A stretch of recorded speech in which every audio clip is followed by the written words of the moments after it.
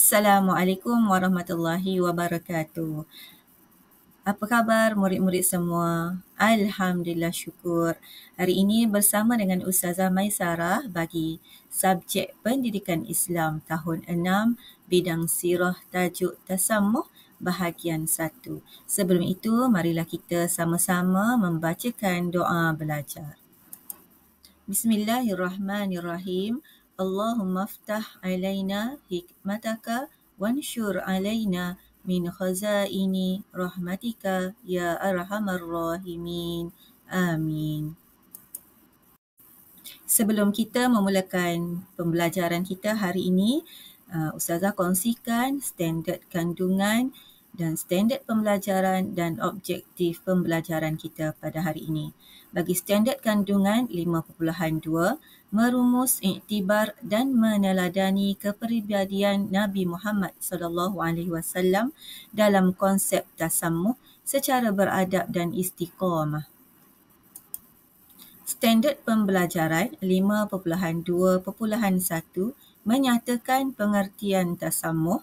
5.2.2 menjelaskan keunggulan sifat tasammuh Nabi Muhammad melalui kisah kehidupan. Standard pembelajaran 5.2.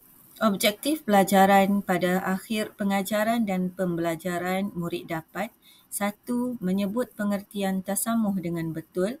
2. Menyebut sekurangnya 3 keunggulan sifat tasammuh Nabi Muhammad melalui kisah dengan betul. Okay, sebelum kita memulakan pelajaran kita, Ustazah nak murid-murid semua perhatikan gambar yang Ustazah paparkan ini. Dan kita akan cuba kaitkan dengan tajuk pelajaran kita pada hari ini di akhir sesi nanti. Baiklah, murid-murid boleh merujuk pada buku teks Pendidikan Islam tahun 6, muka surat 149 bagi unit 2 tajuk tasammuh. Perhatikan dan fikirkan gambar situasi yang sedang diberikan, apakah yang berlaku di dalam gambar tersebut. Pada dialog yang pertama, Ustazah bacakan, aiskrim ini tinggal satu yang berbaki. Abang berikan kepada adik. Adik terus merespon, terima kasih abang. Apakah sikap ataupun sifat yang ada di situ yang boleh murid-murid bagi tahu kepada Ustazah? Seterusnya, kita tengok kepada gambar yang kedua. Makcik, apa khabar? Tanya seorang kanak-kanak kepada seorang perempuan yang berada di sebelahnya. Kalau tengok kepada situasi ini, apakah yang kita dapat lihat pada sikap ataupun akhlak kanak-kanak tersebut? Baiklah, murid-murid boleh merujuk pada buku teks Pendidikan Islam. Baiklah murid-murid, kita lihat pada pengertian tasammuh. Tasammuh bererti toleransi, iaitu bertolak ansur dan mudah memaafkan. Yang kedua, tasammuh juga bererti berlapang dada, berfikiran terbuka dan dapat menerima atau menghormati pendapat orang lain. Nabi Muhammad SAW memiliki akhlak dan peribadi yang unggul. Baginda sentiasa mengamalkan sifat tasammuh dalam kehidupan walaupun baginda seorang pemimpin negara. Baiklah murid-murid, boleh buka buku teks muka surat 150. Kita sama-sama baca petikan perkongsian bagaimana tasammuh Nabi Muhammad SAW dalam keluarga. Nabi Muhammad SAW merupakan seorang rasul dan pemimpin negara. Rutin harian baginda sangat sibuk. Namun begitu, baginda tetap membantu isteri-isteri baginda dalam urusan rumah tangga. Nabi Muhammad SAW juga sentiasa berlapang dada dan memaafkan anggota keluarga baginda. Seterusnya, pada suatu hari, cucu baginda yang masih kecil yang bernama Hasan dan Husein memanjat ke atas belakang Nabi ketika baginda sedang sujud. Nabi SAW meneruskan solat selepas Hasan dan Husein turun dari belakang Nabi.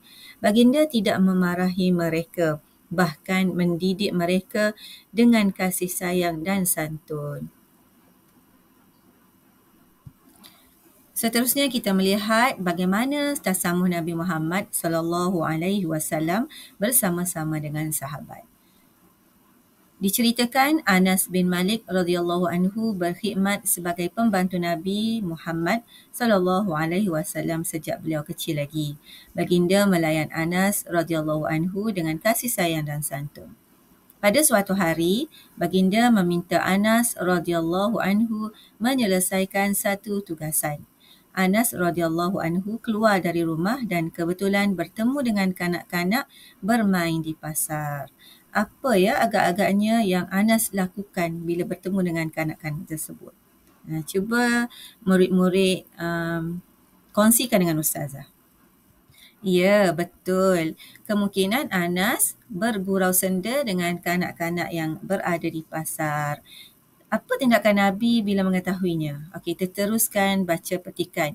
Tiba-tiba Nabi Muhammad SAW memegang tengkuk Anas radhiyallahu anhu dari belakang. Anas radhiyallahu anhu menoleh ke arah baginda yang sedang tersenyum sambil mengingatkan beliau agar menyelesaikan tugas yang diberikan. Dalam situasi ini, Nabi Muhammad SAW tidak bertindak memarahi Anas radhiyallahu anhu. Sebaliknya mengamalkan tasammuh dalam menangani sesuatu perkara. Okey, di sebalik kisah Nabi dengan sahabatnya iaitu Anas, apa agaknya tasammuh Nabi?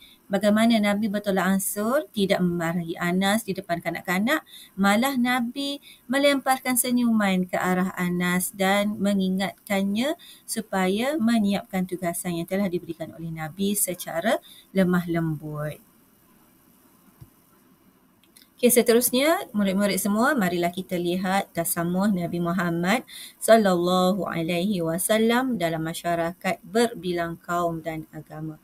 Sebagaimana yang murid-murid ketahui, yang kita pelajari sebelum ini melalui pembentukan negara Madinah, Nabi merupakan ketua negara Madinah, yang mana Madinah ini terdiri daripada pelbagai masyarakat, pelbagai kaum dan juga agama.